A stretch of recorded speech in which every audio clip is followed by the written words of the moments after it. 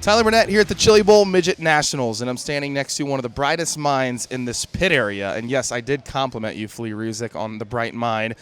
He has built some amazing race cars, including one that's going to run tonight with Justin Allgaier, and also one that ran a few nights ago with Jesse Colwell.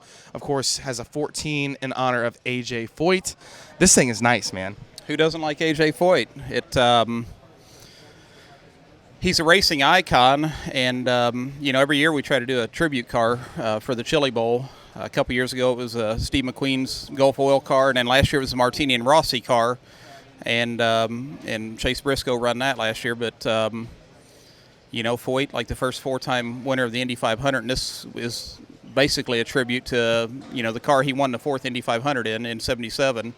And when we started looking at it and researching it, then it lined up that the Chili Bowl actually fell on AJ's birthday, so I thought that was pretty cool also. So I saw that on Twitter. He was giving shout-out to people who were thanking him for that. You also, I think, tweeted to you guys about the car, too. Yeah. Actually, before we moved forward with doing it, once me and Steve Reynolds had the idea of what we wanted to do, I contacted Donnie Beechler, who drove for Foyt at Indy, and said, hey, can you get a hold of AJ? Here's what we want to do. And he said, yeah, give me a couple of days to work on it. And he called me back about 3 days later, and he said, man, AJ's excited, he's all in, man. Go do what you got to do. So we did it and got it done, sent him some pictures, and he thought it was pretty cool. So.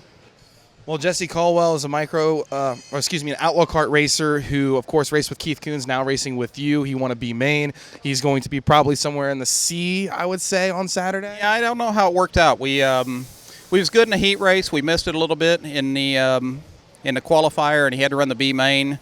Got out of the B main and started the back of the A, and he got something happened. He got spun around there at the beginning of the race, and he went to the back, and he got up. We were around 10th spot and still had a couple laps to go, but him and another car got together, and she ended up upside down. So fortunately, we was able to get it back out there and finish a race. I don't know what spot we got, if we were, maybe 15th or something. I don't know, but I would say probably a D main on Saturday. So a little bit of work.